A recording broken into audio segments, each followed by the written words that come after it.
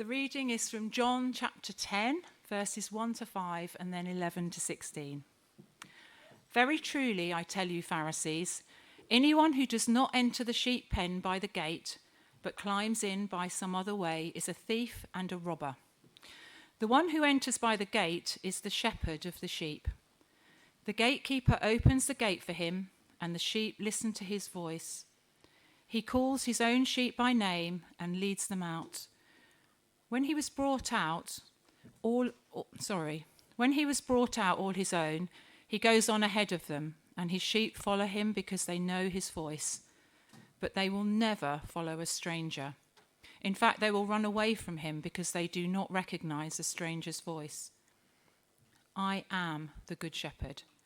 The good shepherd lays down his life for the sheep. The hired hand is not the shepherd and does not own the sheep. So when he sees the wolf coming, he abandons the sheep and runs away. Then the wolf attacks the flock and scatters it. The man runs away because he is a hired hand and cares nothing for the sheep. I am the good shepherd. I know my sheep, and my sheep know me. Just as the Father knows me, and I know the Father. And I lay down my life for the sheep. I have other sheep that are not of this sheep pen. I must bring them also. They too will listen to my voice, and there shall be one flock and one shepherd.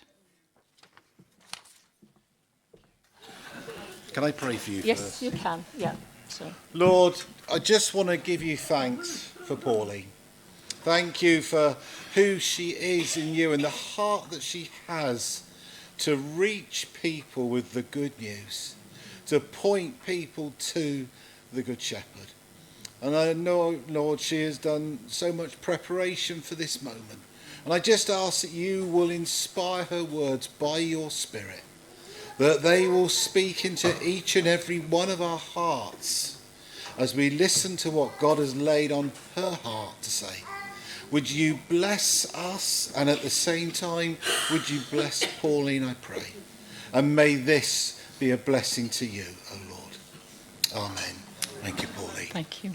Thank you very much. So I'm talking about shepherds and sheep, and actually, I almost ought to think, well, everybody said it in the singing and the prayer, so I can just sit down and put this back in the whiskey bag. But anyway, first of all, if I'm talking about shepherds and sheep, I just need to check I can read this. I wasn't sure how high it would be. What sort of noise do we think sheep make? Okay. I asked Mel in the Philippines what noise do they make there, and she said we don't have any sheep, so they don't make any noise at all. And then I asked, where is she, Karina, what noise they make in Romania? Bear. Well, strangely, I think everybody must have a hearing impediment, because when Jeff and I go to the countryside, we see lots of sheep, and I say to Jeff every time, there are no sheep saying baa. They're all saying moo,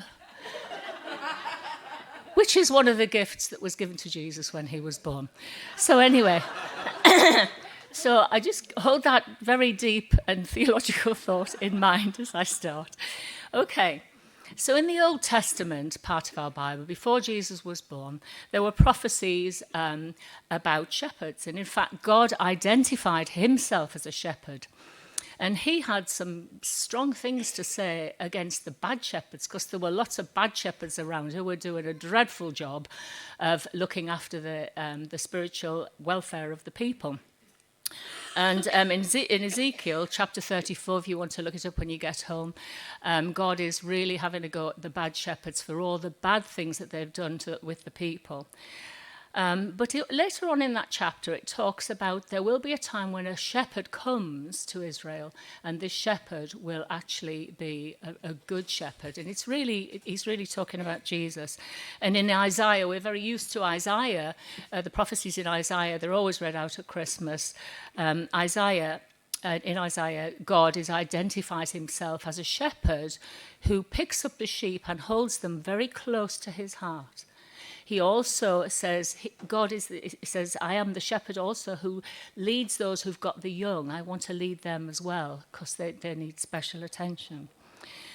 So anyway, time passes by, and I think Ezekiel was prophesying about, well, I think it was 500-600 years before Jesus, and Isaiah, no, that was the other way around. Sorry, that's gone out of my head. But anyway, it was centuries before Jesus was born. Anyway, eventually, Jesus is born, and he calls himself the Good Shepherd, all right? Now, the word good, I looked it up in the Greek. It says the word good means good, it means right, it means beautiful, fine, and excellent. And I think people who have a relationship with Jesus find that Jesus is all of these things. He's not just a historical figure, he is all of these things.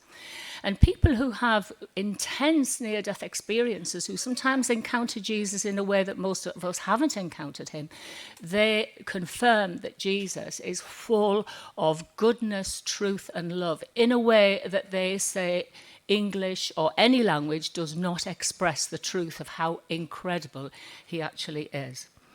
So we, his followers, we're called sheep. Now, that's not really much of a compliment to some people these days. They would think, well, I'm not a sheep. I'm in charge of my life. I make a good, I'm educated and I exercise and I do this, that, and the other. I've got a nice job. They would think that's not a much of a compliment to be called a sheep and to be following somebody. So why do we actually like the shepherd image? Why do we sing about the shepherd and talk about the good shepherd? Well, I think really it's probably because the idea of these cuddly little sheep being looked after and cared for is a beautiful image. Now, in John chapter 10, Jesus actually says that he knows his sheep by name. And that's kind of quite a what could you say? And Jesus knows his sheep by name, which is us. He knows us by name. And I think for many of us here, and you can nod if you agree with me about this, is that in your experience of knowing Jesus, do you know that he really knows you? If you feel that he really knows you by name, I can see some nods going on here, yeah. It's like you know that it's not just something in the Bible and it's a belief, it's an experience. And in fact, in Luke chapter 12, Jesus says, by the way, the hairs of your head are all numbered. And I used to think, that's just a figure of speech. God can't kind of know that level of detail about us. But you know that as time goes on, I think to myself, God knows so much about us. And the more you learn about who God is and who Jesus is and what the Holy Spirit can do, you start to think, well, he probably has got a number on every hair. It's not much of a job for some men around here who smiles. Somebody is smiling at me. Stan is pointing to his head there. In John chapter 10, verse 4, it says that the shepherd guides us. And I think, again, this is probably the testimony of people in this, many people who are here today, that we have experienced the Good Shepherd guiding us in our life, in maybe our career, our choice of partner, where we live, little decisions and big ones. Just give me a nod if you think that you, yeah, there's quite a few nods here. I've seen somebody shaking their head, but that's okay. And I think, really, when you think about it, your testimony is a very powerful thing. People can argue with you about God and suffering and Buddhism and every other religion and get you twisted around in knots, but what you experience, they can't argue against that. And most of us have got quite a lot of experience of who God is. Not that we have it all easy, because we don't. Also, the Good Shepherd, Jesus says he is the bread of life. He feeds us. He feeds his sheep. He is the bread of life, and he gives us water, the water of life. I'm sorry, I just lost my place here. Now, the thing is, when Jesus says he would give the woman at the well living water, I think, again, that's an interesting thing. He gives them living water. He is the bread of life, bread and water, two of the things we really need. Well, not if you're gluten-free, of course, but I mean, that's a different kind of bread. But two basic things of life, bread and water. And I think that one of the things I feel myself, as I've realised that Jesus gives me these things, is that I've got a lot to give to people. And that's not a big-headed statement, because it's not about my natural abilities. It's because I know something that's happening inside me, and I know what God has given me, and I know it's for everybody else as well. It's like I'm this really rich person who wanders around, and it's like if there's somebody who doesn't know who the Good Shepherd is, it's like I've got something to give if they want that. Does anybody agree with me that you've got something that you can give? Yeah, I can see something. Yeah, and it's free as well. It doesn't cost. Mind, it will cost you your life if you actually commit to the Good Shepherd, and that's another thing. The Good Shepherd protects us. I've really experienced God's protection in lots and lots of ways, and there was one very, very powerful way that I experienced his protection from danger when I was in Moscow in 1975, and I got myself in a very, very dangerous situation very late at night, and I was rescued. And it was as a result of I sat on the loo and I prayed and thought, Lord, I'm in a mess. I prayed in my prayer language, speaking in tongues. I just didn't know what to do. And I was rescued by a drunken man who couldn't see straight. He was my rescue. It's like, Lord, thank you. I don't care who it is or what it is, but you've rescued me. And I think, have other people felt God's protection in difficult situations? Not as dangerous as that necessarily. I can see somebody nodding. Yeah, a few nods there. Maybe you don't lead very dangerous lives then, so that's not a bad thing. Now, in 1 Peter chapter 2, verse 25, this was written by the Apostle Peter, the disciple Peter, who messed up quite a lot, actually.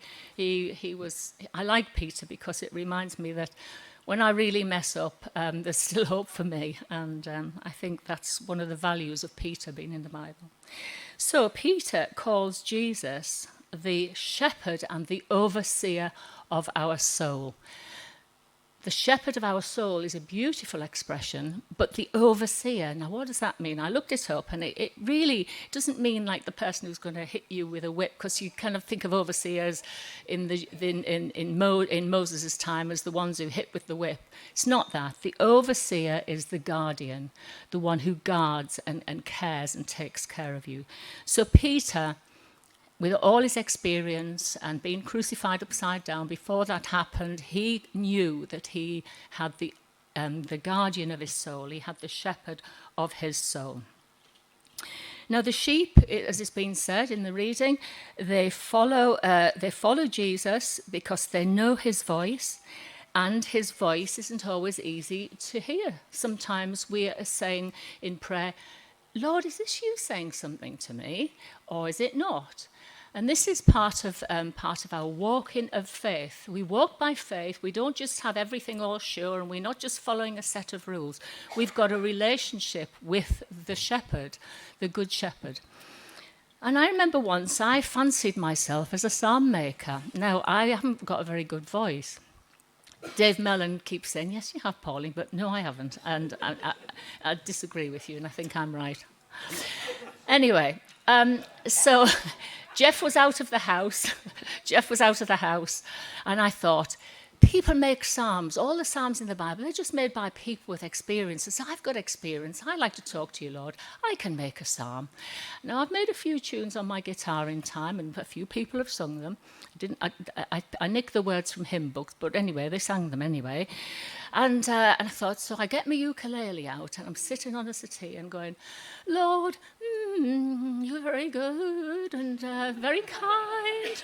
And I'm having a go, and I'm thinking, come on, get going, Paul. I'm playing the ukulele. And at some point, this thought comes in my head, and this is when we say, Lord, it's just you. And it was like, go and wash Val's feet. Now, this is not the Val here, by the way. This is a different Val. And it was like, go and wash Val's feet. I'm not playing anymore. I'm putting my ukulele down, thinking, right, I'll just make a cup of coffee and read a women's magazine. So I'm there with my coffee and a women's magazine, and this, go and wash Val's feet, go and wash Val's feet. Now, Val was a friend of mine. She had lots of illnesses, and she stopped going to church. She didn't want to call herself a Christian. She talked about God. She thought about God a lot, but she decided she just didn't want that label. So this is the woman who I think I'm supposed to wash her feet. Anyway, I thought, right, okay, Lord, what I'll do is I'll go to the phone and I will let it ring a few times, and then if she doesn't answer, that means I'm not supposed to wash her feet. So I go to the phone. I think you can see what's coming, can't you? She wasn't very mobile, so I thought, well, she was on the phone straight away, and it's like, right, Val, right. Well, you know, I've been praying. I think I need to come in and wash your feet. And she said, all right then. So I went to wash Val's feet. Now, God wasn't having a joke on me and thinking, if only I could just shut her up and stop her thinking she can make psalms, then I will. Then I'll just get her to do it this way. So anyway, so on the way to Val's house, I'm praying in the car, speaking in my heavenly language, Lord, and in English, anything I. Anyway, I get there, and she has a bowl, and she gets some water, and it was one of the most precious times between a friend and me that I've ever had. It was a very humbling experience for me. It was very serious. It was very profound. It was very spiritual, and it created a bond between the two of us that was very special, because Val had a lot of illness, and after that time, I spent lots of time with her, praying for her. She talked to me openly about all kinds of things that probably she wouldn't have normally. So God knew what he was doing, and that is part of our relationship with the shepherd, that the shepherd asks us to do some things because he has sheep that he cares about, and he's not just caring about us, he's caring about all the sheep and the people who don't even think they are sheep or don't even want to be a sheep anyway. So Jesus, our shepherd, has asked Paul to leave us and to go somewhere else. And he's asked Julie as well, because she's agreed to go, because, you know, I really, you know, I don't like the idea of passing your house and you're not being there. When people leave their houses in West Bridgford and I'm passing their house, I hate it, really. I always think, oh, why aren't they here? But anyway, so Paul and Julie are going to go away and take care of a new congregation. And what I've got here is, yeah. So Paul and Julie have done lots of practical work here, as well as lots of spiritual work. You know, they've done putting out the chairs, helping with the coffee and the food and all sorts of things. So we won't have that Paul's pastoral care and all these other things, and we've been asked to do some practical tasks, and some of us put our names down to do things now. But also, because we're all sheep, and because we all have needs, we all need to be looking after one another spiritually. We need to be like shepherds for one another. Some of us have got pastoral gifting, and we you know, there's people. Well, I'm not on the team, but there's a pastoral team that cares for people pastorally. So we need to step up, and we need to be thinking about one another a lot and praying for one another and doing what we know God asks us to do. Hopefully not washing feet, Stan. So, okay, so our minister, we call him a minister. Paul is our minister. In some places they call them vicars, sometimes they call them priests, sometimes what they call them, what else have they, leaders? Pastors, that's the word I was coming to. And a pastor is a shepherd. So Paul has been a shepherd to us, and he's going to be a shepherd somewhere else now. He's going to be a shepherd in Frampton Park Baptist Church, which I think there's a picture of it that will come up. It should be on there somewhere. We can see the place he's going to. Oh, there it is. All right. So this is the church he's going to, which is quite impressive, isn't it, really? And I thought to myself, well, that's in Hackney, because this is where Paul's going. And I thought, Hackney, what is Hackney life? It doesn't sound very nice. Is it hack? And your knee, bad knees. And I just thought, oh, right, okay, I'll look it up, I'll Google it and find out what Hackney sounds like. So, what it says here, Hackney is a global destination for 21st century arts and nightlife.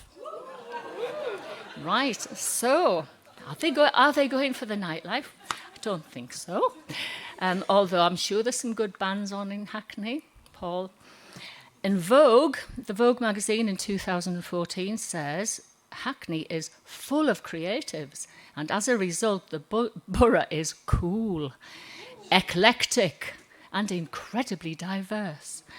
So how will Hackney, this place, impact on them? They've been in West Bridgford, which is very sort of... West Bridgford. What can I say about West Bridgford? I thought, now this is obviously not true, but it's a little flight of fantasy I had. I thought maybe Paul will start hanging out in jazz places and start, being cool in the jazz. No chance. Okay. I wondered about Julie, I thought. I always think that Julie's hair's really lovely. And I thought, maybe she'd grow it down to her waist and dye it purple. Julie with purple hair, Paul in the jazz club, you can just see it. So there they are, with my flight of fantasy. They're going to have a new start with a new congregation, with 26 different languages. Do you know, the minute I heard that, I thought, oh, I want to go. I think I'd like to spend some time there. I love hearing people's languages, not because I like speaking in tongues, but just I'm interested in people's in language. So we're going to need to pray for Paul and Julie in this cool, eclectic place with all these languages. And I can see you nodding there, Candy Floss, that's great. Yes, we definitely need to pray for them. We can't forget them. Now, all these images of being sheep and having a shepherd, they're very cosy and cuddly and warm and secure. But our lives as followers of Jesus are not all about being looked after and having a nice time together. And I think Jeff's going to read something out that is that Jesus said. And just go for it, Jeff. You can read it out. You can read. In English, in Southern Northeastern English. Can you go to the mic? Oh, come to the mic, Jeff. You are the light of the world. A town built on a hill cannot be hidden. Neither do people light a lamp and put it under a bowl. Instead, they put it on its stand, and it gives light to everyone in the house. In the same way, let your light shine before others, that they may see your good deeds and glorify your Father in heaven. Thank you. Yeah, so we're not just here for ourselves to have a good time. We don't exist just to have a nice time and not to have stress because God's looking after us and because we have a shepherd. And when I was in the Pentecostal church many years ago, there was a little song that is about the 99 sheep in the sheepfold and the one that's lost. In fact, that story's in Luke chapter 15, verses 3 to 7. And I think, if I can remember the song rightly, it was like, there were 99 that safely lay in the shelter of the fold, but one was out on the hills away, far off from the place of God.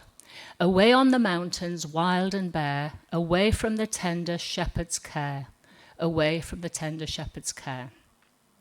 It's quite a trite little song, quite old-fashioned little song, but it sums up the parable that there are some people in life who don't have a shepherd, and they don't feel secure, and they don't get guided, and they don't know where to go when life falls apart. And so part of our relationship with the shepherd is to be light and in the world and to be there for people. And so I'll leave you with that thought. And it's a challenge. It's a challenge to me. It's a challenge to all of us. But it is the challenge that Jesus gave. He said, go into all the world and preach the gospel. So there are lots of different ways of doing that. It doesn't mean we've got to, thank goodness it doesn't mean I've got to go and stand outside Marks and Spencer's telling everybody where they're going, which is, I don't really, like, that's not quite me, I'm afraid. And it's not quite most of us. I don't see any of us trying to do that. But it is a challenge to all of us, and I'm sure God will speak to you about what ways you can do that. Thank you.